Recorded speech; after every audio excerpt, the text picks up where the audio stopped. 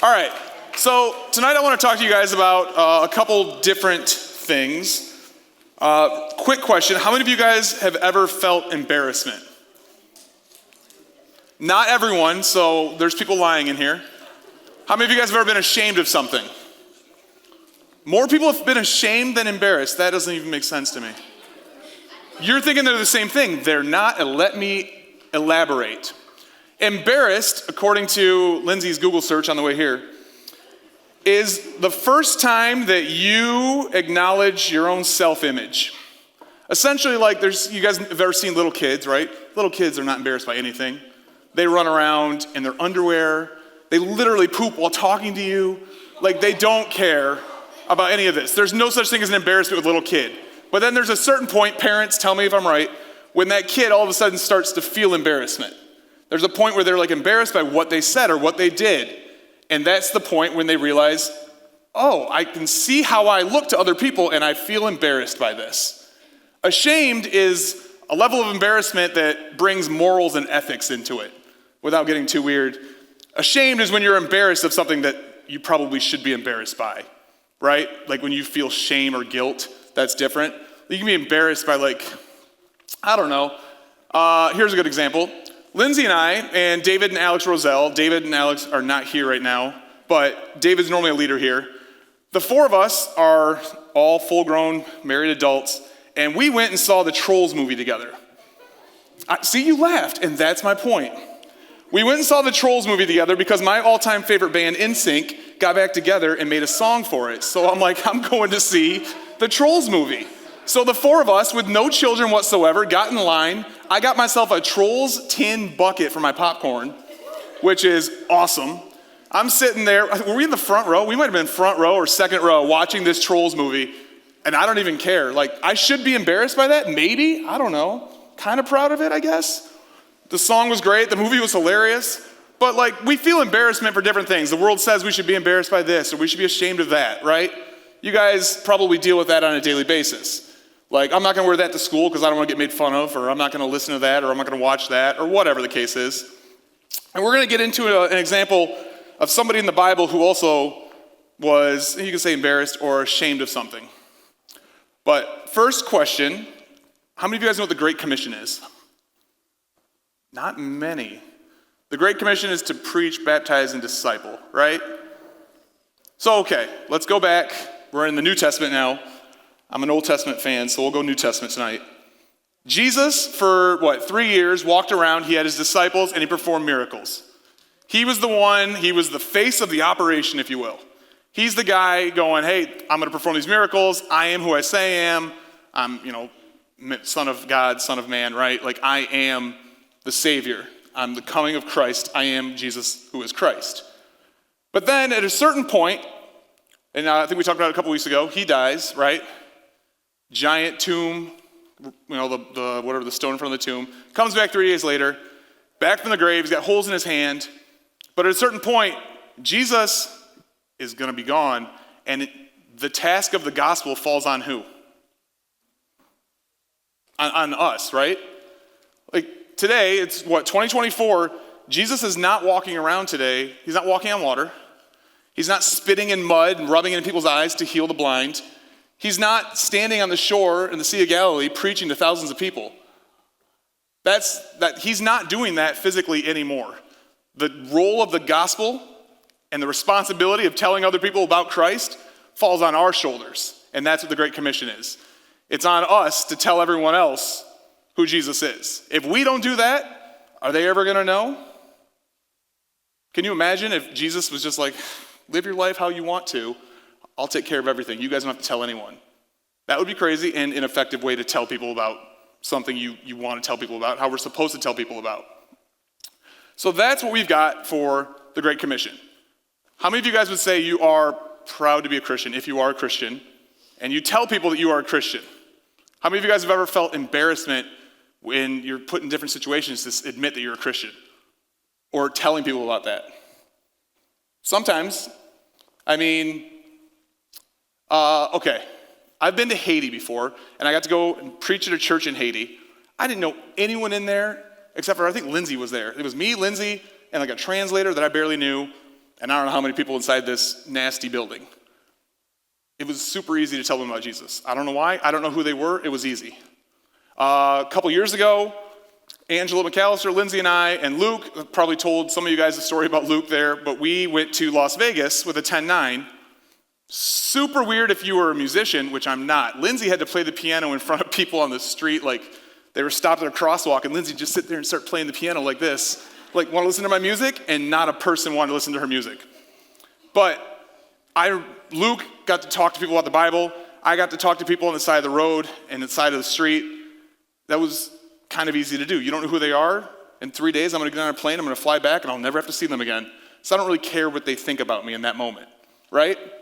Or, how many of you guys know what the Shoreline tours were? A couple of us. 2020, 2021, 2022, the 10-9 team, we would go for like 2 weeks at a time. 1 year was around the Lower Peninsula, and then 2 years we went around the Upper Peninsula. Just every single night, you go to a park, Lindsay would play some music, Wes would come up and preach. You'd have an opportunity throughout the day to like go tell people, invite them to it. I prayed with people on the side of the roads, right? Like give them an invite, hey, do you need anything to pray for? And you pray for them. And then you knew in a couple days I was going to drive back across the bridge and never see that person again. Kind of an easy thing to do. If you're never going to see a person again, do you care what they think about you? Right. Now what about the people that are in your life that you do have to see again?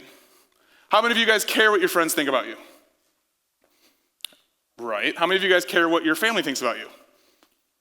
What about, for those of you that have a job, your coworkers, your boss? It's super difficult to talk to those people about Christ, isn't it? How many of you guys have ever felt that, like that thing where you're like, oh, this is the moment where I'm supposed to tell them about Jesus, but what are they going to think? Is this about to ruin my relationship with this person? Like, are they going to make fun of me? Like, I've got coworkers, I work for Chrysler, and I've got coworkers that I know are not saved. And there's been moments back when we were in the office where I'd be talking to them like early in the morning, we'd be talking about motorcycles, and I'd be like, is this the time when I'm supposed to tell you about Jesus? Like, well, this kind of stinks because like you're the only friend I have first thing in the morning. If you just deny me, then work's about to get real awkward, right? Or people at the gym. Right now I go to the gym, I'm there every day, and there's a lot of lost people there. And in my head, I'm like, oh man, maybe I'll just live my life a certain way and they'll be able to know I'm a Christian and that'll be enough. But then there's been situations where we'll go out for Taco Tuesdays and they'll go, Brendan, you go to church, right? And I'm like, yeah. I kind of wish I didn't in this moment, right? Like super uncomfortable. Like, where are we going with this? They're like, well, Lindsay works at a church, right? I'm like, yeah, I didn't tell you that. I don't know how you found that out.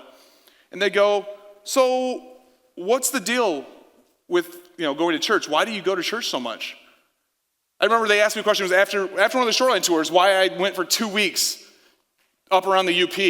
And I just remember sitting there, and I'm eating my boneless wings, and I'm like, it was like a Twix commercial. Like, you just need a second one to I don't know what to say right now. I felt ashamed. I was embarrassed because I didn't know what they were going to say. I didn't want to ruin all of a sudden, if these guys all hated me, that's going to make going to the gym really weird.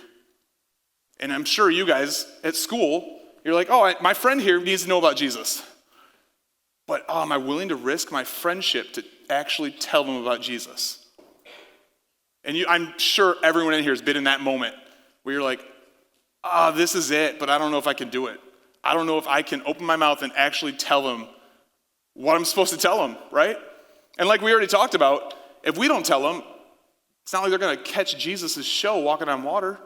Like that part of history is done with. It's on us now to tell these people about Christ. So we're going to go back now into, let's go to John 13.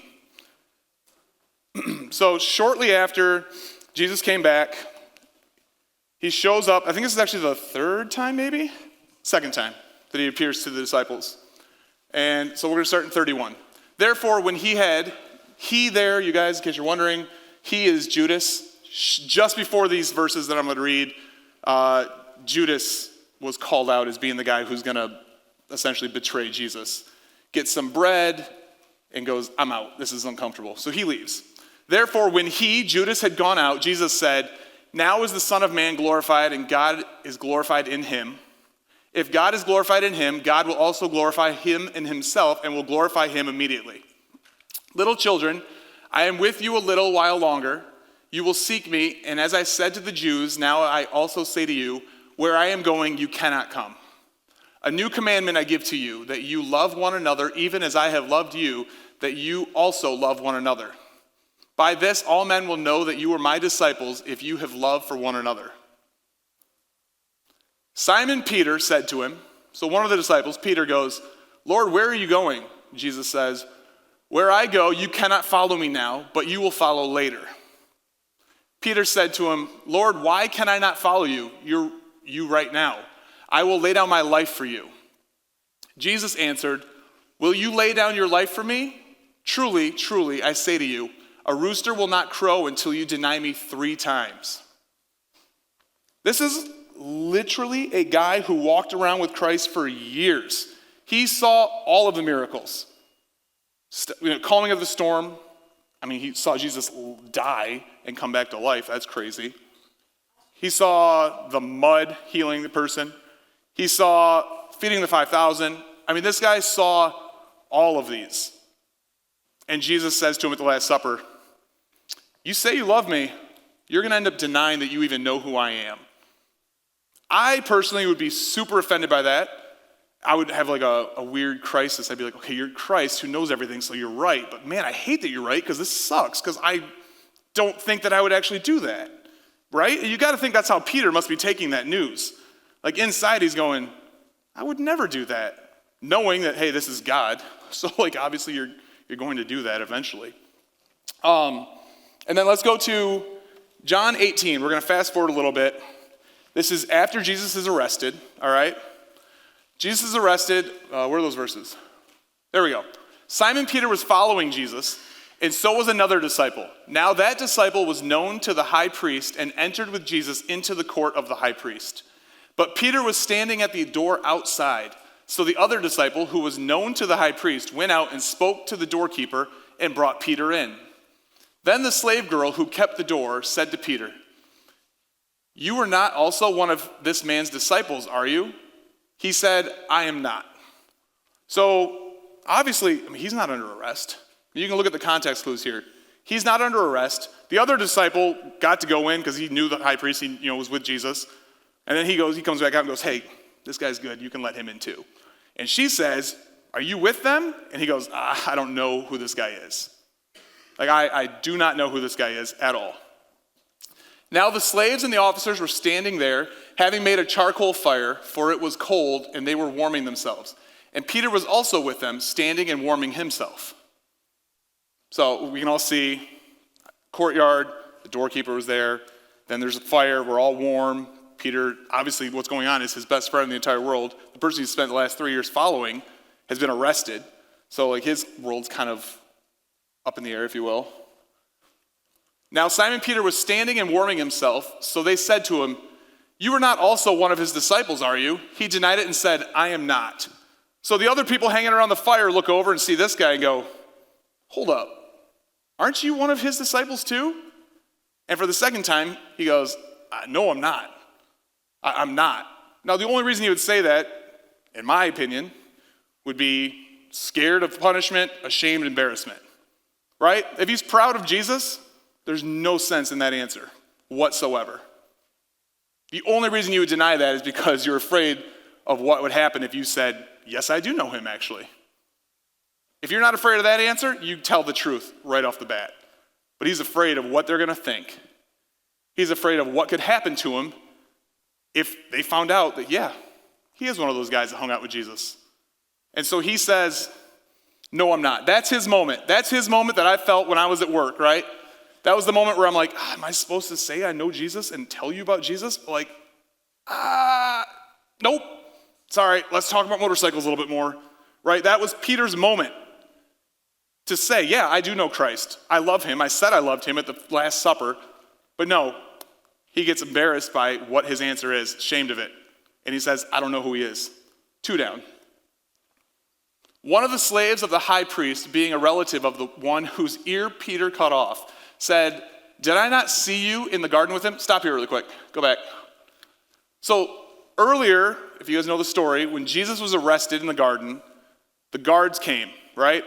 And Peter decides, hey, I'm going to chop this guy's ear off, which is just a crazy good shot, let's be honest. Like, dude, trying to chop someone's ear off while like all the commotion's going on is just got to be super hard and difficult. I can only imagine. Like, it'd be easier to like chop a head off, I feel like. But he chops this guy Malchus's ear off during the whole thing, and there's another verse in there where Jesus picks it up and puts it back on. So that guy, Malchus, who loses his ear, a relative of his, I don't know, let's call it a cousin.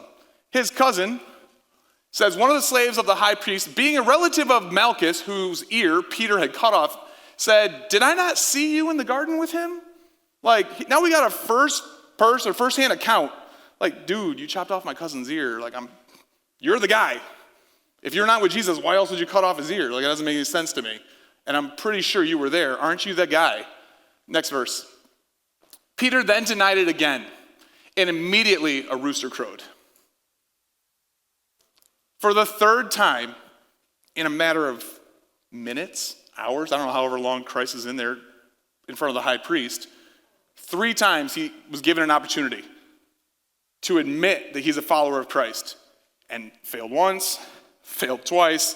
Third time, there's no denying this time, right? Like, we saw you're the guy who cut off my cousin's ear. Like, hello? And he goes, it wasn't me, man. That was another bearded Jew wearing a robe. Was not me. That's crazy. So he goes, he's caught completely on this one, and he still denied knowing Christ. He was still afraid of what that answer and what the repercussions of that answer was going to bring on him. I have a story of an example of embarrassment. It's not an embarrassing story for me. Sorry, I'll get one of those later. But when I was in 8th grade, how many of you guys have ever forgot your gym clothes for school? No one? Okay, a lot of guys. I love it. So I'll talk to you guys over here. When I was in 8th grade, so I was 13, put this in perspective, the iPhone wasn't invented till I graduated high school, so iPhones were not a thing. Cell phones were still like the Nokia brick where you could play like Tetris if you got lucky. So I, needless to say, did not have a cell phone. In 8th grade, I remember I got to school and I went to Byron. So probably early in the day, I went, shoot, I got gym today and I don't have gym clothes. So I had to go down to the office and go, hey, Mrs. blah, blah, blah. Like, can I call my mom? I don't have my gym clothes. She's like, sure. So I call my mom, which, again, no cell phone, so you had to remember your house number. And because she didn't have a cell phone either, I had to call actually the house and hope she was there. Call and say, hey, Mom, I left my gym clothes. I need shorts, socks, shoes, and some shoes, or a shirt, right? And I need you to bring them up to me. Whatever, went back to like chemistry class. Fast forward to midday, we're leaving for lunch, and in Byron, you'd walk outside, and there's a long concrete like sidewalk along this hill to get up to the high school where the cafeteria is. So I remember walking out with all my friends, and I look, and walking down the grass from the parking lot towards the middle school building was my mom. And she's got my clothes and my shoes. And my mom, I love my mom, she can be embarrassing. Not an excuse, just telling you guys what's going on. So she goes, Brennan! And I, with my friends, was like, I do not know who this woman is. I'm not even gonna look at her. Like, this is the most embarrassing moment of my entire life. Like, oh my gosh, this woman is screaming my name, waving clothing at me. In hindsight, now that I'm like an adult, I'd be like, I'll just walk over and get my clothes. Like, what a big deal. But dude, 13-year-old me was like, this is the end of Brennan. Like, no one's ever gonna talk to me again if I go talk to this woman who literally fed me breakfast. So I completely ignored her and walked straight up with my friends, turned and went to the cafeteria. So then, I never got my gym clothes. I assumed she went to the office. I went to the office. I said, my mom, bring my gym clothes. They said no. And I'm like, well, that's fishy. Okay.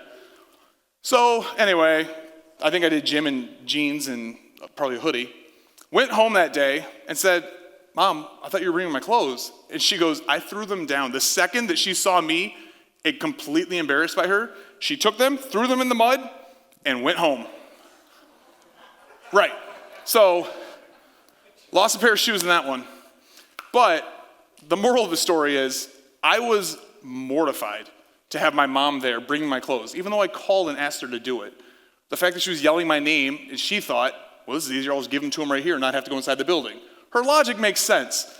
But 13-year-old teenage Brennan, there was no logic. Like, what are you talking to me for at all? Are you kidding me? So I was ashamed of her, and that hurt her so bad. Like, Lindsay, if I called her right now, she'd bring that story up, wouldn't she? Like, I'm getting teary-eyed because that was 21 years ago, right? 21, 13, yeah. 21 years ago, and my mom still holds on to that. She was so hurt by how embarrassed I was by her bringing my gym clothes. That's the dumbest thing ever. But when I was embarrassed of her, she was so beyond hurt by that she's not forgotten it in 21 years. I like to try and forget things like that, and then she brings it back up again. It doesn't work very well. The fact that Lindsay knows this story is not from me. It's 100% because my mom brought it up. She said, remember that one time, Brendan, when you were too embarrassed to admit that I'm your mom? Thanks, Mom. But this is exactly what happens in the Bible. Can we go to Luke 9:26, please? For whoever is ashamed of me and my words, the Son of Man will be ashamed of him when he comes in his glory, and the glory of the Father and of the holy angels. That verse right there says, anyone who's ashamed of me, when you get to heaven, I'm ashamed of you. That is terrifying.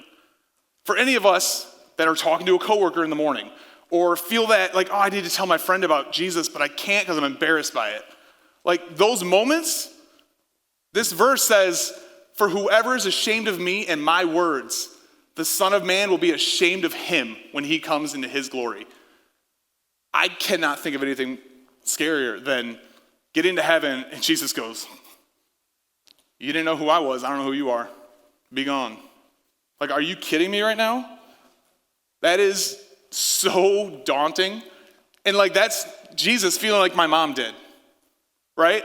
Like, she was so hurt by gym clothes. Imagine Christ going, I died on the cross for your stupid little butt, and you're too embarrassed to tell the guy you work with about me? How dare you? I'm embarrassed and I'm ashamed of you. That should give all of us a little bit more fire to go and tell people. And when we feel that conviction, like, oh, this is the moment, we should probably be telling people about Jesus. Remember that verse, like, yeah, this is the moment. Because at the end of the day, what's more important? Them maybe not liking us the same, or Christ literally being embarrassed and ashamed of us when we get to heaven? That's crazy. There's another verse, Matthew 5:15. So, for those of you guys who grew up in church, right, this little lamp of mine, and I'm going to let it shine. I don't know the whole thing anymore, but this little light of mine, that's what it is, light of mine. We are supposed to be a light unto the darkness in the world, right? If we're too embarrassed to be that light, and we're like, either hit the switch off or like hide it, like I'm supposed to be a light, but I don't actually want people to know that I'm a light. Like, I'd rather be darkness. That doesn't make any sense. So, nor does anyone light a lamp and put it under a basket. There'd be no sense in doing that whatsoever.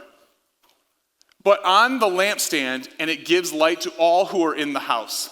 Let your light shine before men in such a way that they may see your good works and glorify your Father who is in heaven. For those moments that I'm talking about, when you guys, whether it's your family members, your friends, your coworkers, teammates, whatever, when our light is supposed to be shown into their lives, we are not called to put it under a basket. Like, we are supposed to be proud of that fact. Like, yeah, Christ died on the cross for me. Here's what he's done in my life. Here's my testimony. Let me tell you about other people I know that Christ has impacted for good. Those are the moments that we're supposed to be the light unto the world. We're not supposed to keep it to ourselves because we're too embarrassed or too ashamed to tell everyone, like, oh man, what is that person going to think about me? Is it going to make gym class really uncomfortable? Or like, what if they don't pass me the ball anymore on the basketball team because I told them about Jesus? So be it. We're called to be lights. I know it's super easy to say when I'm not in high school anymore, but like, Pete, you work in an office, right? Like, it's the same when you're an adult. You got coworkers. Yeah, I mean, I'm not going to get a wedgie in the office, but like, you got to deal with, hey, are you going to get the promotion? If you tell your boss about Jesus, are they going to look at you like, what a weirdo, that's not the person I want to promote? In which case, now all of a sudden your livelihood's being affected by the fact that you're telling people about Christ. But if that's what you're supposed to do, so be it. That's not what Christ had planned for you anyway. Christ's plan for you is to tell everyone else about him. Romans 1:16. And we'll wrap it up here. For I am not ashamed of the gospel, for it is the power of God for salvation to everyone who believes, to the Jew first and also to the Greek. That first part there, for I am not ashamed of the gospel. I would gather if I asked you guys who's ashamed of the gospel, no one would raise their hand. Like, we're not ashamed of the gospel. How many times have we been put in those situations where our actions say we kind of are ashamed of the gospel? Right? I mean, we would say all day long, we'd be Peter, I love you. I'm not going to deny you. What are you talking about? And he goes, you do love me. And I believe that, but you are going to deny me. You are a little bit ashamed. You're a little bit afraid of what's going to happen to you if you tell everyone else about this. But I don't want to leave on a negative note, so that's not where Peter's story ends. There is hope and there is redemption in Peter's story. So let's go John 21. So when they had finished breakfast, this is, to give quick context, third time Jesus appears to the disciples since his resurrection. They're out fishing. He shows up on shore, says, you guys caught anything? They're like, we ain't caught jack. He goes, hey, throw the net on the other side. They do that. They catch a ton of fish, right? They get up to shore. There's a fire going, so they start having some smoked salmon. And so when they had finished breakfast, Jesus said to Simon Peter, Simon, son of John, do you love me more than these? He said to him, yes, Lord, you know that I love you. He said to him, tend my lambs. He said to him again a second time, Simon, son of John, do you love me? He said to him, yes, Lord, you know that I love you. He said to him, shepherd my sheep. And then we get a third time. Now there's, if you guys like reading, there's like symmetry, right, inside narratives and books and stuff. So I find it super awesome that, what are we in, John 21, that was John 15, I think, or John 18 maybe, when he denied him. He denied him once, twice, 3 times. So Christ is going to ask him 3 times. You denied 3 times, I'm going to make sure 3 times that you actually do love me. So he asked him once, take care of my lambs. Twice, take care of my sheep. 3rd time, he said to him the 3rd time, Simon, son of John, do you love me? Peter was grieved because he said to him the 3rd time, do you love me? And he said to him, Lord, you know all things. You know that I love you. Jesus said to him, tend my sheep. Truly, truly, I say to you, when you were younger, you used to gird yourself and walk wherever you wished. But when you grow old, you will stretch out your hands and someone else will gird you and bring you where you do not wish to go. Now this he said, signifying by what kind of death he would glorify God. And when he had spoken this, he said to him, follow me. Peter was the disciple who denied Christ 3 times. 3 times he was embarrassed and ashamed to say that he knew who Jesus was. I don't even know how many times I've been embarrassed by that in my life. Heck, I was embarrassed by my mom bringing my clothing. And like, that's my mom. I'm going to see her in a couple hours. Let alone like friends or coworkers or gym people or teammates, whatever the case is. We've all been put in those situations where we feel like, we're supposed to tell them about Jesus, and we don't, right? And you feel that guilt and that conviction, and you're like, walking away, you're like, that was the time. Shoot, I just let that go right out the door. But it's okay because Christ comes right back. That's not like that's the only chance we're given. He comes right back and says, hey, do you love me? Do you love me? Do you love me? Just to make sure. And all 3 times, John says, dude, you know that I love you. Why are you even asking me this question? It said the 3rd time he was grieved. I find it super, super interesting that all of us have a harder time, and I think everyone here would agree, we have a harder time telling people we know about Christ than people we don't know. I can preach to people in Haiti that I'll never see again when I get on that plane. Super easy. But I have that hard time telling those people that I work with because what they take out of it actually does affect me. And what the people in your life that you need to tell about Christ, that it's going to affect you. Whether they take it, whether they don't take it. Maybe they disown you. Whatever the case is, we're called to tell people about Christ. The entire gospel rests on us, guys. And I think that's where we need to go. Everyone in here, I know you guys have someone in the back of your head. You guys have someone in your life that you know, that's the person that I'm supposed to be telling about Jesus. And I hope that tonight's message is the fire starter in your life to go, that's it. I'm going to start praying for an opportunity for me to present the gospel to this person. I wouldn't go busting down a door tomorrow and say, hey, you're going to hell. Not usually the best way for people to accept it, but praying, openly and honestly praying for those moments where we get the opportunity to tell everyone else about Christ. And believe me, he will give you those opportunities because that is the only reason we're here.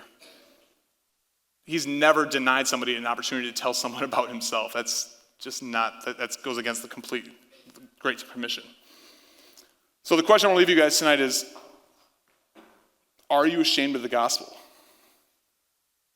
You may not think it, but do your actions show that you are ashamed of the gospel? So that's just something to think about as we go to our small groups. Let's pray. Lord, I just thank you for the opportunity tonight to talk to these kids. Lord, I just want to say I'm sorry for all the opportunities that you've given me where I didn't walk through the door in faith and tell people about you, where I was embarrassed or ashamed or just downright scared of what people would think. Lord, I just pray for anyone in here that has had those situations or is going to have those situations, that you give us the faith and the courage to walk with you and not be afraid of anything this physical world could bring us, because the single most important thing is that everyone knows who you are and that you died for their sins.